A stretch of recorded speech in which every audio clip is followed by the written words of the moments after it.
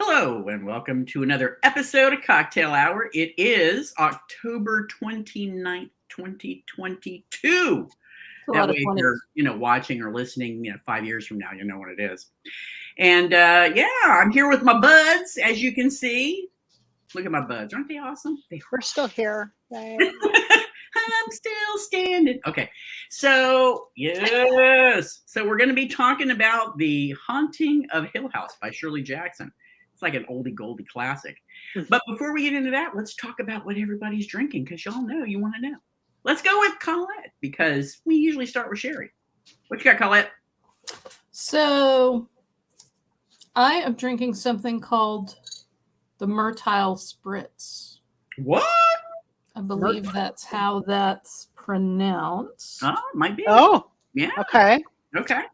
So in case you guys haven't discovered Shaker and Spoon, they are a company that it's mostly subscription based, right? You go and you tell them the kind of thing that you like to drink, alcoholic, and they basically will send you little kits. Oh, nice. It'll Fun. contain everything except the liquor. Okay. And so you'll get, a tiny little bottle of bitters and, a little package of maraschino cherries or sour lemon or whatever, right? Oh, that's cool. That is And really in some cool. instances, you'll get like a shaker or little tools to, so that's really cool. Shaker and Spoon is the name of the company. I have not subscribed, but I like to go in and after the fact, they will sell their overstock of their little kits. And then, so that way I can, and so their kit may be, these are all things that have to do with spiced rum, right? And so you'll get like 4 drinks but they're all significantly different. So I like to go in and buy some of their overstock. And this was one of the Myrtile Spritz, which it's Saint Germain, blueberry cinnamon syrup, which I ran out of almost immediately. Wow. Lemon juice, sparkling wine, lemon peel, and then you garnish it with a cinnamon stick. It sounds Nice. refreshing. Let's see. It's so fucking good. Oh, man. But and they sell the syrups on their website.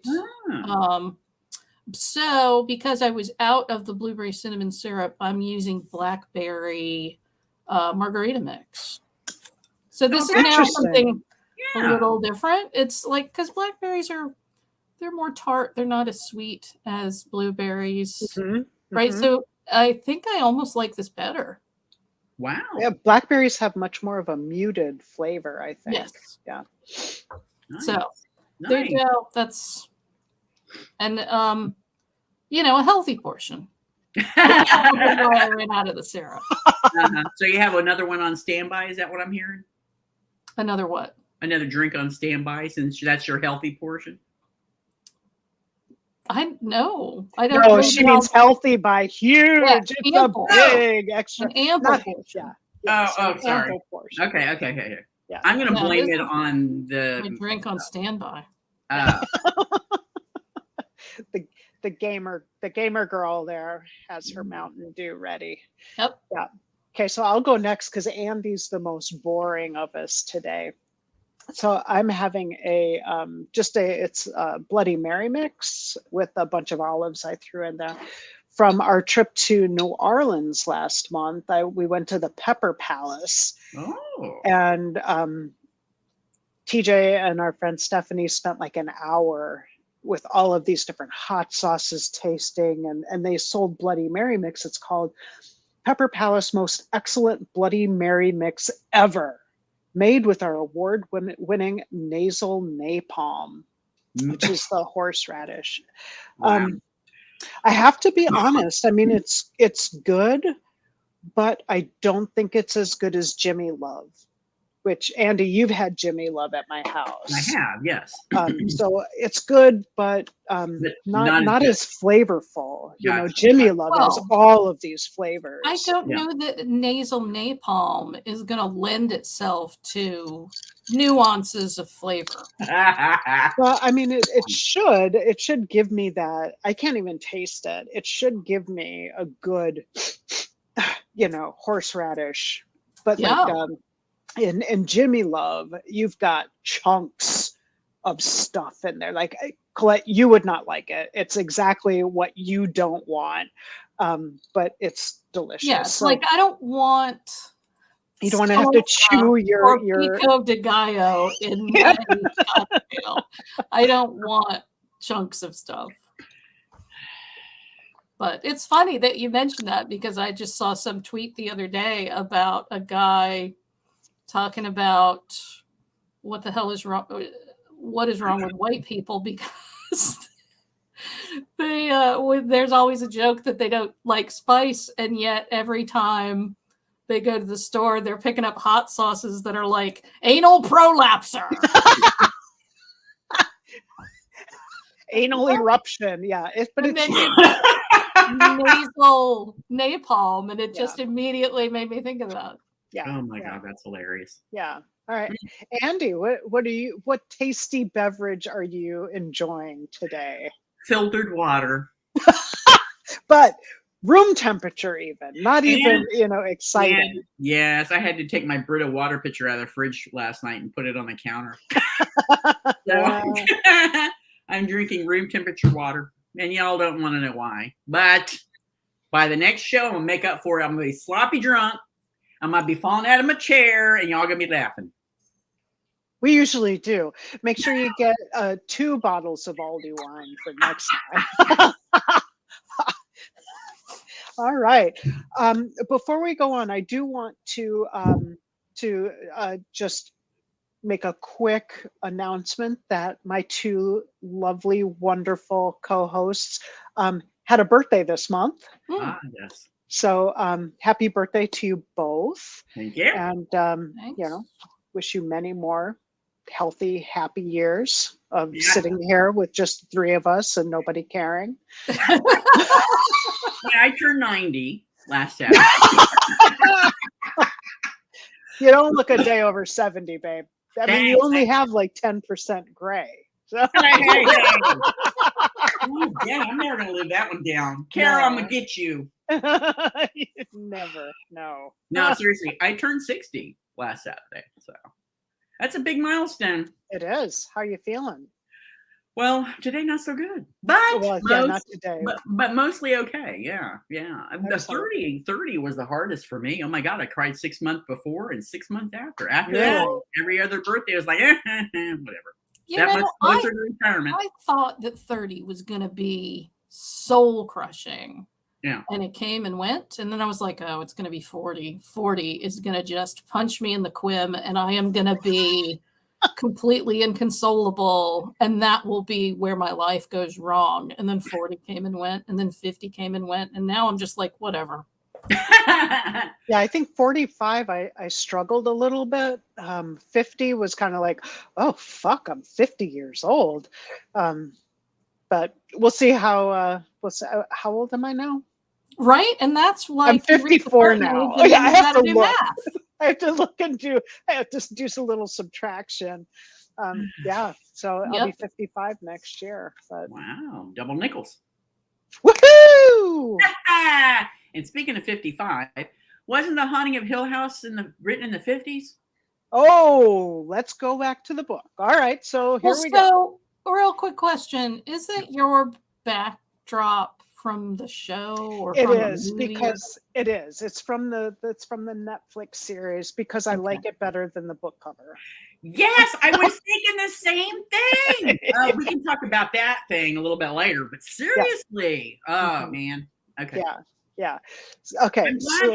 I'm glad Shirley Jackson wrote the novel, but maybe it's just modern audience. Just we've seen so much horror and that kind of thing that what she wrote might have been shocking back in the 50s, But now it's kind of like tame. You know what I mean? It's just like, Well, okay. I mean, nobody wears anybody's skin.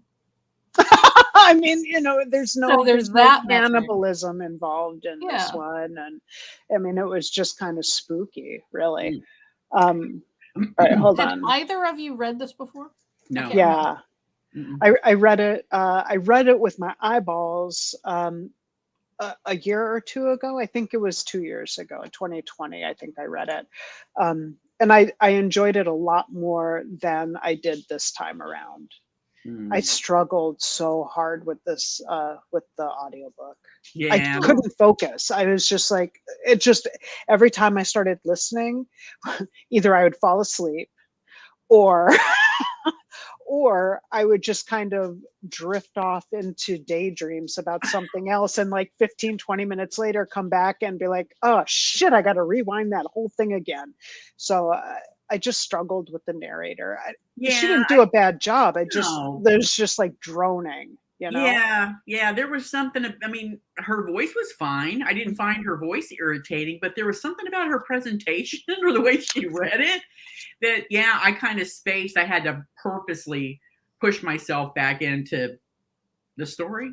Yeah, But yeah, I had similar situation. yeah. So but neither one of you had read it before. No.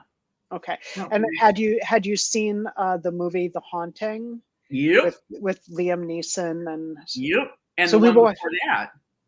I there don't was remember one the one before with that. Liam Julie. Yeah, Sure. Liam Neeson and Yeah, the Catherine one from Zeta-Jones. the 60s with Julie Julie Harris. something. What's her name? Julie- Harris? Julie Harris? Yeah. Oh, That I one I don't think is think I- closer to the book. Yeah, I don't think I saw that one. So I think as far as the video, the movie aspects go, I think Yeah. I think if you kind of merge The Haunting and the series, you kind of sort of get the points on some of the book. Oh, and then I did watch Shirley last night. Oh, with, did you? I've got I that on my did. list. Yeah, I Um, enjoyed it. It was good. I gotta say, The Haunting with, is that my brother? The Haunting. I just saw a white pickup truck guy and it looked like him. Oh, I thought perhaps you were hallucinating. Oh, come on, So man. it's the lack of alcohol. Yeah. My brain's drying out. The Haunting, the movie with Liam Neeson and cast, I think was closer to the book than The Haunting, the series that Mike Flanagan did. I think I guess you're right. Yeah, it is. But The Haunting of Hill House that Mike Flanagan did was nuanced. It kept you on. What is that damn noise? It developed the characters. You enjoyed them, right? And it was riveting. Like there wasn't a part that was like, oh God, would they get this over with? I mean, you were just engaged with those characters. And I like that so much. I thought that he did an outstanding job with basically based on the material. So that was a series. Yes, it was. And if I know you haven't seen it yet, but I feel like you should, because I think that you would really enjoy it. It was good. It was, and there's good. not just gratuitous. So where can you stream it? Netflix. Oh, okay. I have Netflix. Yeah. It's not gratuitous jump scares like his most recent something that he did. The Midnight Club. I am not done with that. We watched the first episode and then just kind of forgot about it. That was the jump scare episode. Oh yeah, it was different. But the Haunting of Hill House, the Flanagan one, I really enjoyed that so much. The Haunting of Bly Manor, loved it even more. Absolutely. It's so good. It's so good. I mean, is that based on this too? No. The Haunting of Bly Manor is based on the several Henry James stories. Oh, that's right. We talked about that before. Yeah, we did. And then the Midnight Mass, which was also very good. Oh yeah, based on really the Bible, good. The oldest literature there is. Yeah,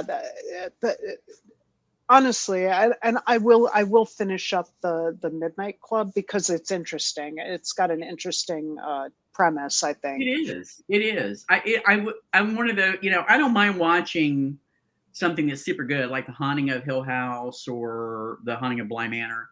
Like once a year. It's one of those things where, you always have a favorite book that you reread maybe once, twice, maybe once every couple of years.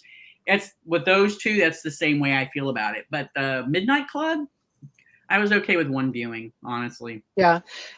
Oh, I almost went off on Kingdom, but we don't want to get off on, what are we watching, what are we not watching. So let's laugh because I love Kingdom. I've watched that fucking show like 30 times. It's unbelievable. It's a Korean historical zombie series. It is so good. It's so good. And so if you don't like watching or reading subtitles while your shit's playing on the TV, then put it on. It has a toggle to put it on dubbed audio, so you don't have to deal with the subtitles. Just want to put that out there. Yeah. Dubbed audio is awful. God. Seriously? Unless you're doing something else unless you've seen it 20 times like Andy has, and then you just want to have it on in the background while you're doing other shit, so you're just listening. Yeah. Well, it's got a prequel movie, season 1, season 2, and I heard they're working on season 3. Hello. Ooh, the movie is actually really good. The Wailing, isn't that what that one was? No. It's the one with the woman and the plants. It was so good. I am loving that we are 15 minutes in and we haven't remotely started. No, it's like Ancient of the North. I don't know exactly the name of it. Okay, you're gonna have to find it because I don't know if that's what I have. So, okay. So the book. Back to the book, y'all. Back to the haunted house. Okay. As you can tell, we're more excited about other things than this book. So it was first published in October of 1959. Ooh. Okay, so, oh my God, no, I didn't read it last year. Oh my God. What, you read it like 5 years ago? I read it 10 years ago. Oh, wow.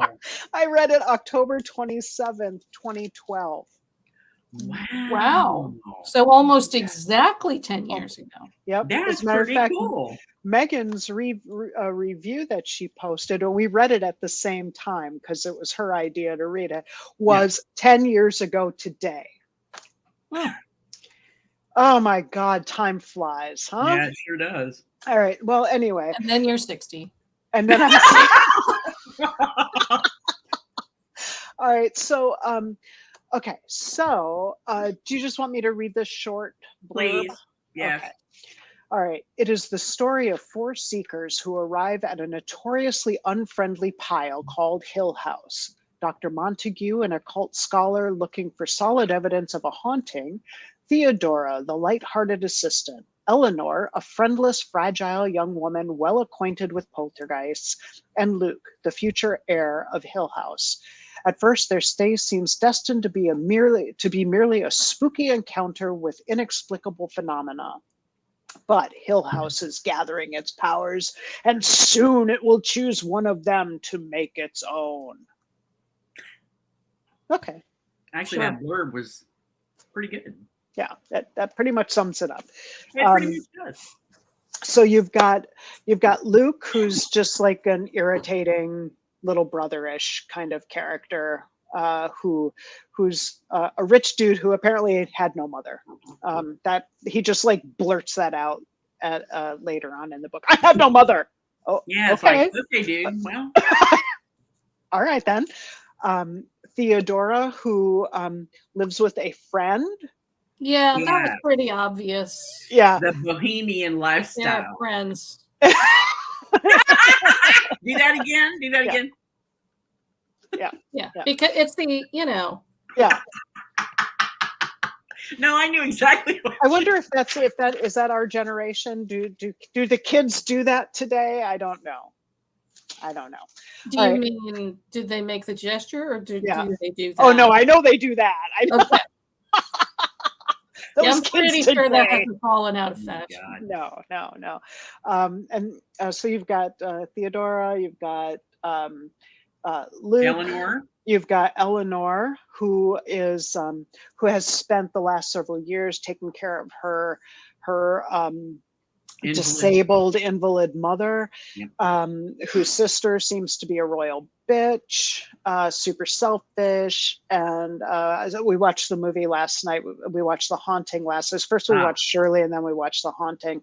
And that years and years ago, I used to have a crush on the one that plays her sister in the movie. Oh, Virginia Madsen. Right. I was like, Yeah. oh, Virginia Madsen. Holy crap. I never did. The only time I thought that she was, I liked her in Candyman. Oh, she was good in that. She was very good in Candyman. Roasted her hair and then. Yeah. Yeah. And then I was like, I don't think I ever saw that. Oh, it's so good. What? It's so You've never good. seen the Candyman from the 90s? The That horror movie, shit. right? Yeah. Yeah, that's That probably hot garbage. A bucket of hot garbage. No, it's really good. It's very Listen, good. It's one of my favorite. The message behind it, the story, the lore, it's very good. And as a matter of fact, the newest remake, I loved it. I haven't watched it yet. Oh, well, I think it's in our It is. It's in the thing. I haven't watched it yet. Well, you should, because I think you'll if you like the original Candyman, Yeah, man. because it's all Isn't it tied another into the one of those original. Say his name 3 times and he shows up and disembowels you and blah Yep. blah blah. Yeah. Yep. Mhm. Yeah. That's the one. You want Okay, disembowel? well, I don't feel like I need to see it now. It's good. Because it also has to do with slavery and racism. There's a lot more going on. Yeah. Is it There's a the period surface, and then it's not a period piece, but they do go back and in time? They go back enough to explain the history and the lore behind it, and it all has to do with a black man who was in a relationship with a white woman, and the town went insane and burned him up and killed him and did horrible things to him, and that's how he got to be who he is. So, and especially the newer version really gets into that lore. It's just really good. Andy, you have to watch the new one. Watch it tonight. Okay. All right. So anyway, back to the movie the book that we're talking about. That we're having such difficulty. But there's so many other things. The Halloween spirit is upon us, and we're all about the spookies tonight. Yeah. So then you have the doctor, Dr. Montague, who is this old scientist-y dude who's trying to identify the spooky shit, the supernatural, paranormal shit in the house.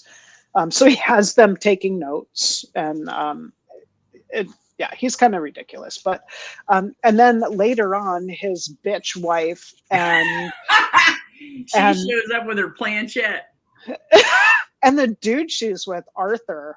Who, what was there supposed to be something between them? No, I don't think so. I think they just are they're bonded through spiritualism, I guess, with communing with the spirits and whatnot. But she was just a horrible bitch. They kept referring to him as her companion. Yeah, right? but I didn't get anything sexual. Got a sense that she and her husband didn't really care much for each other. Yeah, I got that impression too. But she gets there a week later, and then she has her own bedroom. What the flockety flock? And she shows up with this other fella, with this other dude, her companion. Yeah, who's super rude to everybody. Calls Luke a coward, and he is just like he's a toxic douche. Masculinity. Oh my god! Yeah. Yeah. So they get to the house. They all get there. Get to know each other. Eleanor gets there first. She meets the Dudleys. Which are both a couple of whack jobs. Yeah, but I mean, I don't blame them. In retrospect, they're probably the only people I identify with in this entire. We don't stay after dark. Right. Like Paige. Alone in We're the I dark. put dinner on the sideboard at 6. Yep. That's right. You eat it or you Pick don't. it up in the morning. Bye. We Yeah. can't hear you scream. So yeah, they're very reassuring folks. Yeah, And they so lock the damn gate so nobody can Mhm. get out at night. What if that's right. you're like, what if there's a damn emergency? Which, of course, in the movie, as I recall, there was an emergency. Because remember the piano wire was tripped and Oh, whacked right. them in the eye. Smacked her in the eye. Yeah, smacked her in the face, cut her face, and So they had to get her out to the emergency room. yeah, because in the movie, in The Haunting, you've got Mary, who is in the book Dr. Montague's wife, his wife Mary. So they kind of try to match up the names. Like in the movie, Luke is just this played by Owen Wilson, and he's awful. He's absolutely awful. He's awful in the terrible. Place. Well, he's good with comedy roles. He was terrible, and I was glad when his head got taken off. Oh, I know. That was the best part of the movie. And it was really the only bloody part of the movie too. And there was no blood. That's right. Huh? Did they all die in the movie? No. So Eleanor dies. Eleanor dies, and Luke gets decapitated. And Luke gets decapitated by a swinging something in a hearth. Yeah, it was the lion's flu thing. Yeah. But it couldn't have happened. I wish it would have happened, an hour earlier. And like, hi, I'm Luke. Boom. Wasn't it like lawn bowling? His head just go like. Wow. Yeah. And you have Catherine Zeta-Jones. Oh, so no, we're back to the movie. Okay, so anyway, so they get to the house. They get their rooms, and one of the first things that we find out is that the house is constructed very strangely. There's like, what did he say? Like concentric circles of rooms. Right. Many are on the interior, so there's no windows. It's like a labyrinth. And there's no right angles. Right. So that was one of the other things too, is that not only, so all of the angles are all off by a few degrees, so that you're totally you're mentally off when you try to think about where you are in the house. You might think you're on this corner, but you're really over here. My house, but it hasn't had that kind of an effect. It's just shoddy workmanship, and I don't think that it's significantly contributed to my mental illness. Well, maybe it has. You don't know. Maybe, or maybe my house is too small. I need to not know where I am. You need to build on some more. And that was one of the things that they said in the book too, is that that he had planned to make it some sort of like a show place, like the Winchester home. Right, the Winchester Mystery House. Yeah. And then which was another good movie, by the way. I haven't seen it. It's on my list, but I haven't seen it yet. When did that come out? Probably 3 or 4 years ago. I think it's been longer than that. It's been a while. It's not. Yeah. It's not super old, but okay. Yeah, I watch everything with Helen Mirren. I don't care what it is. Yeah. So pretty quickly, Eleanor starts getting these different vibes that no one else seems to be getting. And all of the spooky shit that happens in the house seems to be directed specifically at her. A little laughing. She hears the writing on the wall. Writing welcome home. Yeah. Or come home, Eleanor, whatever. I can't remember. Which, back to the movie, I thought they did a good job with that in the film. It's so different. And that was, so we started watching, or I started last night. I was going to rewatch The Haunting of Hill House, but then it was so different from the book that I was afraid that I would get everything really confused. And then so we watched The Haunting instead, and now I'm still having the same issues. So in the book, it was supposed to be it was out front, up front, that it was the doctor was doing a study on the supernatural. In the movie, the doctor lied about why the subjects were there. Insomnia. They thought they were going to be taking part in a study on insomnia, but really it was a study on fear. So it already was kind of, I mean, that's already very different. But then also in the movie, you have Eleanor somehow related to the people in the house, and the children had all been abused, and they were, seeking her help to be safe from the evil Hugh Crane. Right. Whose ghost was still roaming the halls, seeking to devour. Right. But in the book, there's none of that. No, there's none of that in the book. As a matter of fact, what was it that connected Eleanor to the house? Was there anything, or was it just she walked in, she was susceptible to the spirits, and they kind of nabbed onto her? Yeah, that's pretty much it. Because she might not recognize her psychic abilities, but apparently she's a strong psychic, and so the house honed in right on her. So the reason that the doctor picks them and invites them to come, right, is because both Theodora and Eleanor have had, I guess Theodora had some sort of, was she the one that had poltergeist? No, I guess Eleanor was the one. No, Eleanor did that with the rocks and shit. Yeah, right. She had this experience with poltergeist as a child, and then Theodora had some kind of psychic. She identified like 9 out of 10 cards or something. Right, which just made me think of that scene in Ghostbusters where Bill Murray is trying to pick up that student. It's at the very beginning, and he's got that's exactly the activity that he has this attractive young woman, and he's like, and what do you think this card is? And she's like, a star, and it's not, and he's like, yes, you're amazing. Like it was exactly that activity. Except she probably got them right.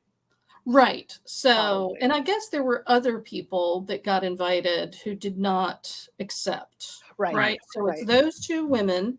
Right. He and then Luke. chose this home because it supposedly had supernatural occurrences. There had been a lot of deaths there.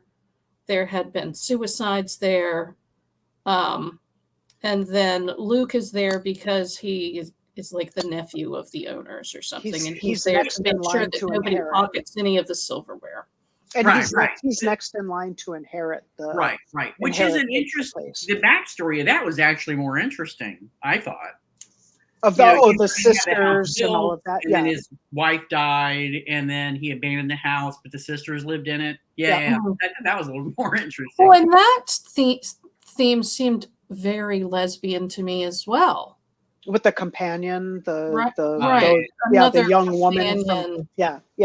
And I think going to the back over to the mini series, or the series on Netflix, they go into that whole thing with the sisters, and I really thought that story arc with the sisters on that show was super interesting. It was, yeah, super interesting, and it took it so much farther than Shirley Jackson did. Was the sister gay? One of them was. Oh, in the movie. No. But they never were that specific in the book. No, right. That's the thing, right? Like there's these two sisters, and the one has inherited Hill House, and then instead of letting the other sister inherit it, she leaves it to her companion. Well, that's what the companion said and went to court. Right. Just seemed, I don't know. Yeah, no, she was the lady on the door instead of the traditional knocker. Right, it's just two fists that you have to go like that.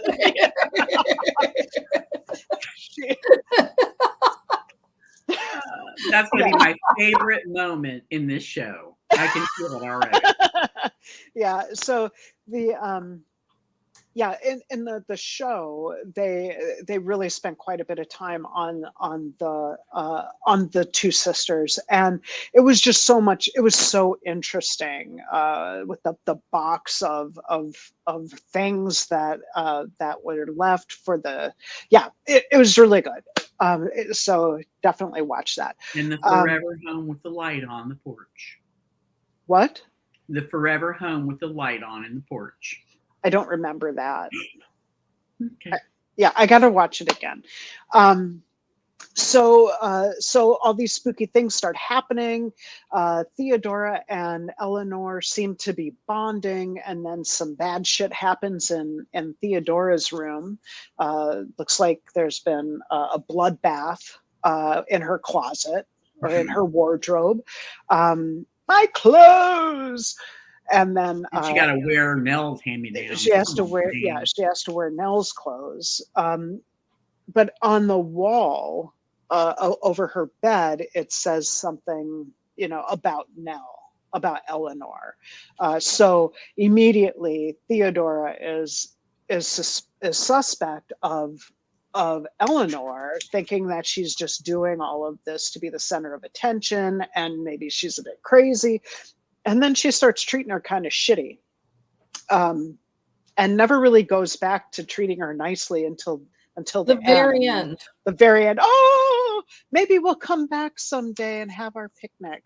After you just treated her like massive shit. Everybody treated Nell like she was just like a little girl who yeah, very, very infantilized in the way that they treated her. And don't forget, Theodora doesn't take in stray cats. I know. I couldn't. So Eleanor is like, they're talking about. So what are you going to do after you leave here? Well, I'm going to come with you to Theodora, and Theodora's like, what the fuck are you talking about? You're not coming with me. Hell no. No. Yeah. It just kind of. I mean, there's really something wrong with Eleanor. Oh yeah, she's. Oh, yeah. She. I think she starts out very mentally fragile, and then as everything starts happening in the house, it just intensifies until she starts feeling like she is part of the house. Like there's one part toward the very end where she's not cold anymore and everything is bright and beautiful, and she says something to the effect of, I've broken through, I am now in the house.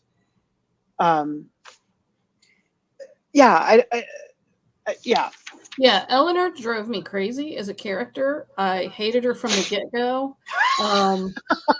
Like at the beginning, right at the beginning, before she leaves for Hill House, she has this conversation with her sister and her brother-in-law, and she's like, yeah, I'm gonna go, and they're like, no, you cannot steal the car. And she's like, well, I paid for half of the car, and they're like, it's half mine. We do not give you the permission, you cannot steal the car. And I'm like, okay,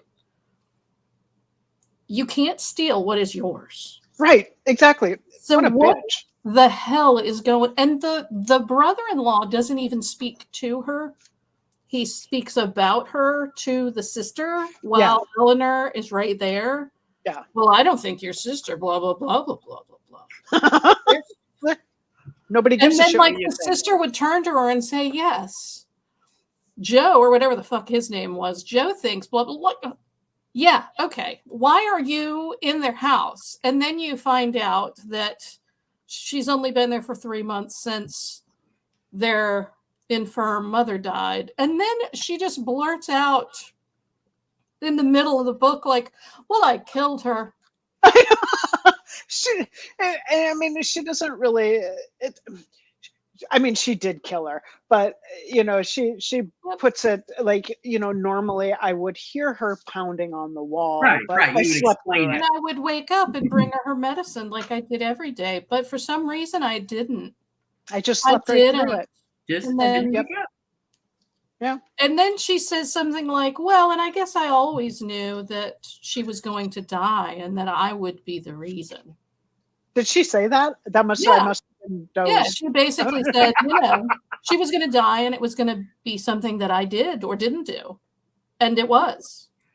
I mean, That's but I true. guess the odds are still pretty high that would happen anyway. Even Right. if when Agreed. she's So, but there by herself kinda- with her mom. Gives her frame of mind for the role that she has, right? She's 30-ish. 32. Right. And then All because she she's had ever lied done- about that. Yeah. All she's ever done is care for her sick mother, who's now gone. Mhm. She has no friends. She Has had no nowhere else to go. She moved in with her sister and her brother-in-law and sleeps on a cot, like in the kids' baby room room. or something. Yeah. Yeah. And then in the end, she does take the car and drive to Hill House without telling them where she's going or that she's going. And And then I the have- whole way she's like, oh, look at that.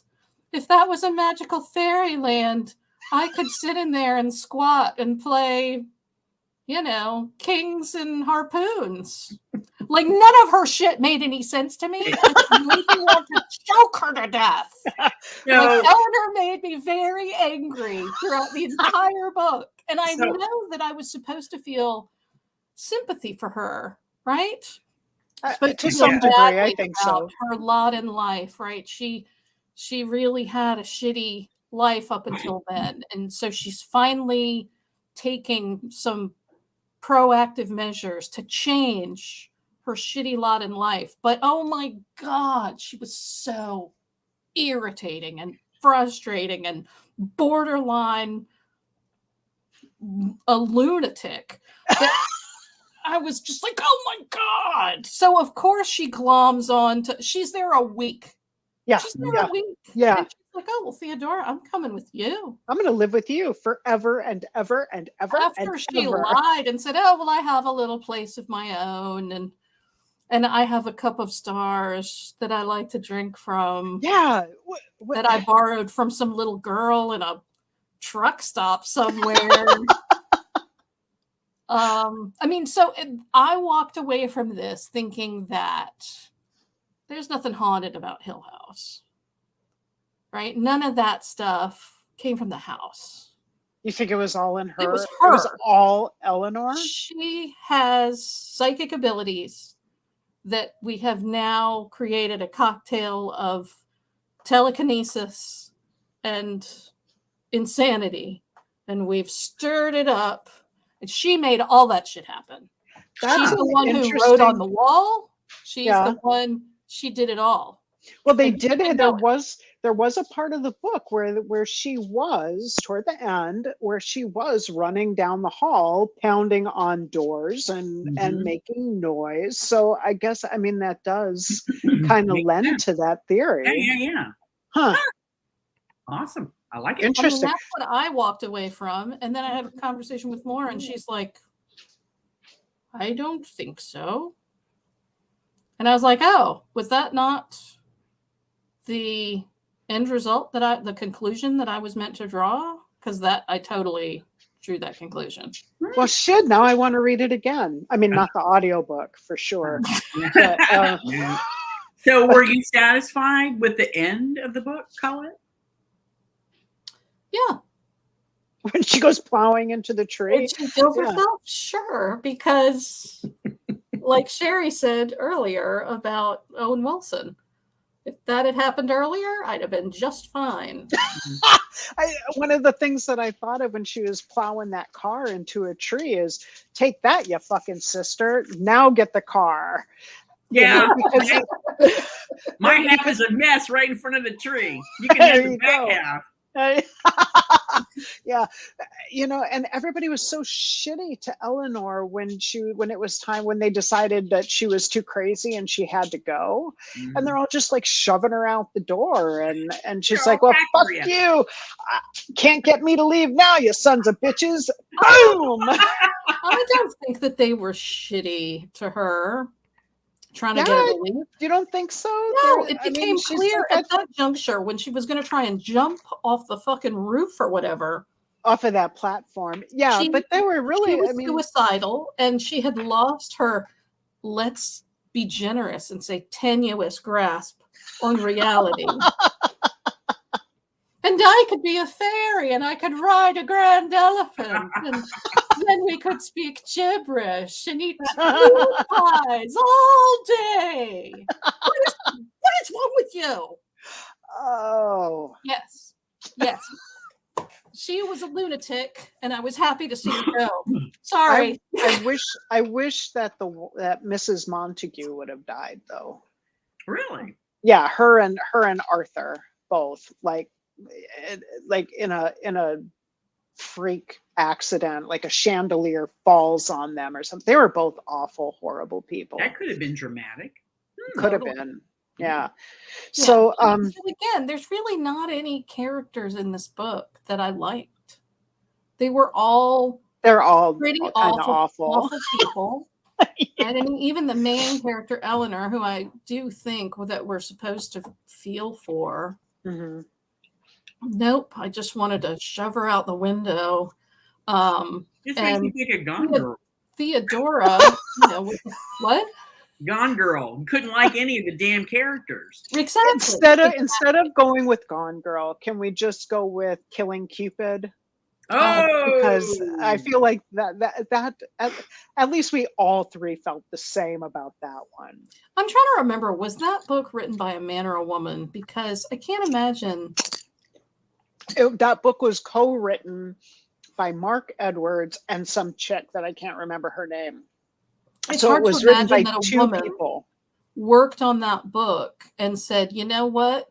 Let's go ahead and have this woman fall in love with her stalker at the end and make it a happy ending. And that she was like, yeah, totally. I don't know, dude. That book was awful. In so many ways. Yeah, In this so many book ways. was much better than that. But yeah, I really had a hard time with the characters in general. Yeah. And that part of it may be 1959. Right? That's what I was going to ask. Do you think that if, the same basic story and setup written today, I think maybe that would be different. I don't know. The men were very, alpha male kind of, we're going to take care of our women and all of that. And even though Theodora was more a modern woman, wearing pants, mind you. Oh my God, Pixie's here. Pixie's here. Pixie! I'm so glad. That's awesome. Yeah, so even though she was a modern woman, the men were still very protective and overbearing. Yeah, I don't know. Have either of you read anything else by Shirley Jackson? Nope. No. And have either of you watched the movie Shirley? I know, Andy, you just said that you didn't. No. I don't even know what that is. It's Elizabeth Moss played Shirley Jackson, and then this morning I looked up an actual picture of Shirley Jackson, and it looks just like it. She did a great job. Wow. But after I watched that movie, I got after I read The Bell Jar, Another fun one. Right. I was just kind of fascinated by Sylvia Plath, because Andy, did you ever read that, The Bell Jar? I'm thinking, I don't remember. So you've got this young college woman who you just kind of follow her into her losing her fucking mind. Oh no, I haven't. And I thought it was so interesting. I mean, obviously very dated, but being able to do it, to follow that along, and then to also know that Sylvia Plath struggled so much with mental health issues, and so did Shirley Jackson, apparently. And so I kind of got that same feeling as when I got done watching Shirley. I kind of felt that same way. Like, I want to get to know more about more about her, but mostly now I just want to reread The Bell Jar. So, so Pixie said, I saw the original movie and the Netflix series. Is the book different? Yes. Yes, it is. It is. It is. If you kind of take both of those, there's bits and pieces from the series and the movie. But the book is way tamer, way tamer. I don't feel like this book is enough to flesh out a series. No, I don't think so. And it's not a long book. Yeah. It's not a long book. I think it's less than 200 pages long. Let me see. It was 182 pages for the paperback, for the Penguin Classics paperback, which I think that's when I read. I do think it's interesting that this book is considered, sort of the first haunted house kind of horror book. Is it? That can't be right. Jinx. I mean, it's not considered. I mean, it's not like a Gothic thing, which would have been much earlier than the 50s. But yeah, but I mean, this isn't Wuthering Heights. This no. But it's written in the vein of Gothic horror, I should say. Right, but I think this is kind of the first sort of. There's something malevolent about this house. That would go on to become like Amityville Horror and other, this book is kind of heralded as sort of the first in that genre. But it is quite tame. It is. Compared to. When did The Taming of the Shrew come out? Because I think that's about a haunted house too, isn't it? The Taming of the Shrew is Shakespeare. Oh no. That's not what I'm talking about. What's the one with Turn of the Screw? Yes, that's Henry James. Yes. That's one of the books that The Haunting of Bly Manor. Yeah. Because I read that one. That one was 1898. Yeah. Henry James was a 19th century kind of guy. Yeah. And that was really good. I think I listened to the I have the audiobook from Audible from that one with Emma Thompson doing the narration. It's really good. Good. Yeah. As a matter of fact, I think it's fairly short. Oh my God, it's super short. The book itself is 120 pages long. Yeah, I was going to say, it's not a long book. So, I mean, we could do that one. We could do that one for November. And then we could also kind of talk about Bly Manor. Hey! I like that. Yeah. Are you down for that? Because I'm down. Excellent. Okay, let me write that down. Down like Julie Brown. Yeah, because in 2 or 3 weeks, we're going to be like, did we pick a book? Fuck that, man. In like 5 minutes, I'll be like, what was that we said? Right, but we always wait till the very, and then it's the show's in 2 days. Did we pick something? Well, life gets in the way. Come on now. It does. Yeah. It does. Okay, so I mean, ultimately, I would still recommend the book for folks who like haunted housey books and stuff like that. I mean, I liked her writing style, right? I thought that was fine.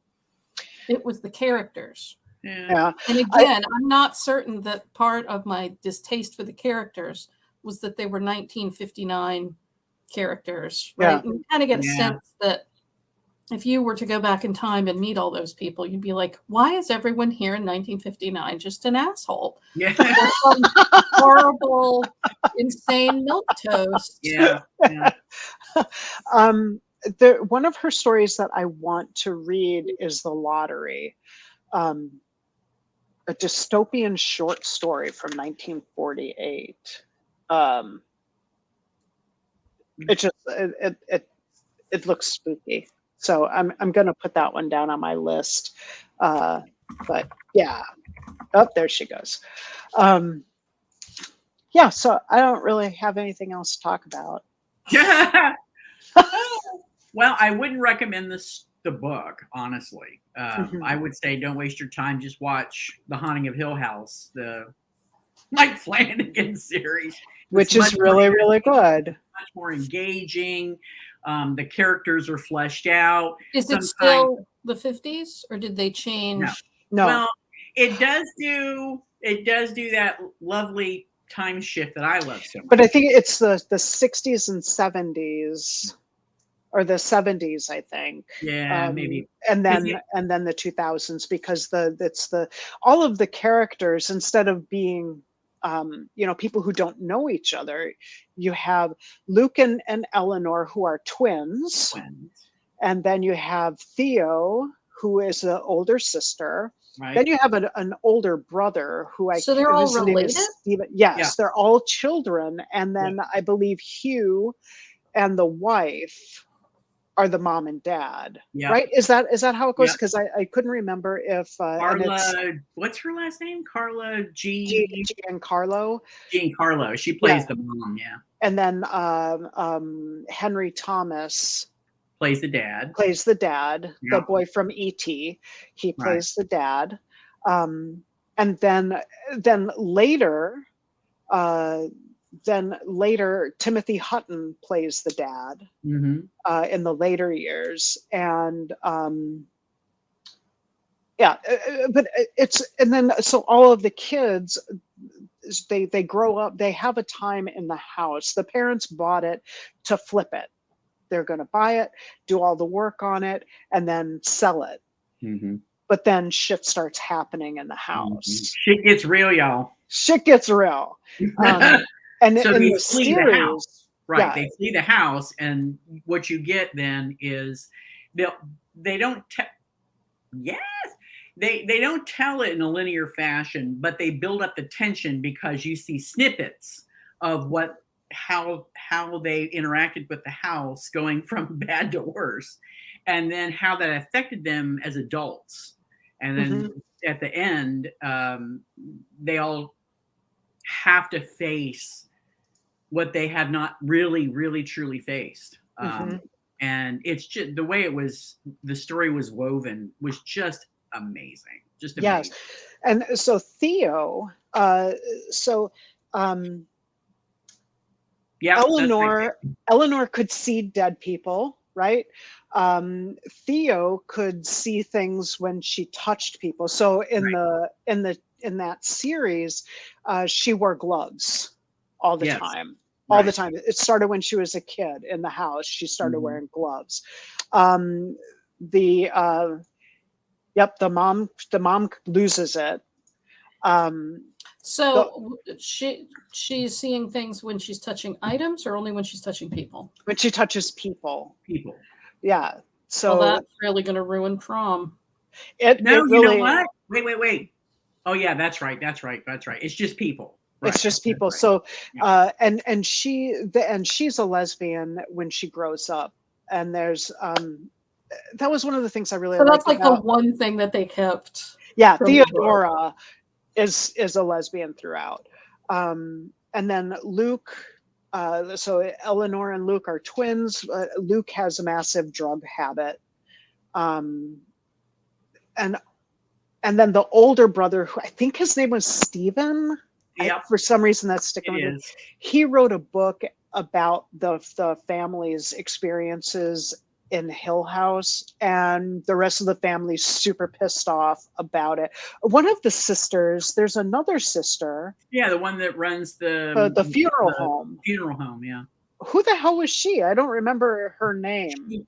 I gotta look it up, man.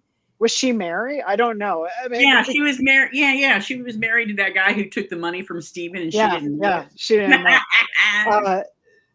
So they kind of take the same names and some of the same things from the book, but like Andy said, it's like they took The Haunting of Hill House, used it as a very loose outline. Yeah. And then just packed on all kinds of detail and depth. Yeah. And it really is a very rewarding series to watch. But again, Bly Manor, I thought, was just so much better. So much better. Shirley was the name of the other sister.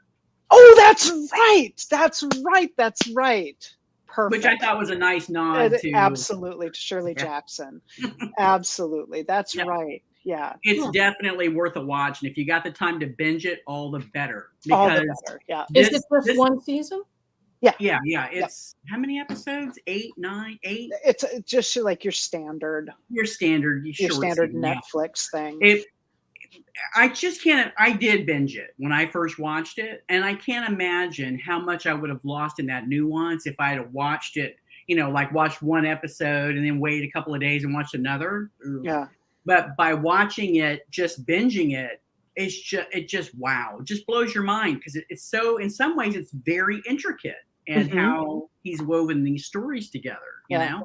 Oh, it's awesome. And you have in the show, so you in The Haunting of Hill House, and then in Bly Manor, and then also in Midnight Mass, you have a lot of the same character. You have a lot of the same people involved in the story. So you have they're in different roles and stuff, but it's kind of like American Horror Story, right? You have like your base cast, and then some new people will come in and all of that. But yeah, I'm really looking forward to watching it again. I'll probably start binging it tonight. I don't know. If I can if TJ's down for it, of course. Cool. But yeah. So we are over time. Midnight Mass. Cool. Yes. Midnight Mass is another one, Pixie, by the same dude. About vampires. It's really good. My God, it's so good. Yeah, if you liked the other two, I mean, this one is. I think this one's a lot different in that it's not about haunted stuff. It's about a small town who on an island 30 miles offshore. So they're isolated, right? And and their priest is off on a pilgrimage. Him and his dementia. So another priest comes in. As is, what is it, a locum? Is that what they call them? The ones that come in short term? Anyway, he brings a giant box with him, and all hell breaks loose from there. So literally, it's really good. It's really good. It's got a very different feel from the first two in his universe. So different, but equally good, I think. Yeah. But all right. Next month we'll talk about Turn of the Screw, and Haunting of Bly Manor. Yes. So, yay! Well, thank you guys for coming. We've got a few people watching, so thank you very much. And have a safe and happy Halloween. Oh yeah, happy Halloween, everybody! Don't eat too much candy. Check your candy. You don't know what you're going to find inside. Yeah, I've been seeing a lot of shit going on the internet about could the shit. Be getting very expensive drugs. Oh yeah, I know. It makes me want to go out trick or treating just to see what I get. Oh God. I mean, back in the day, razor blades were cheap.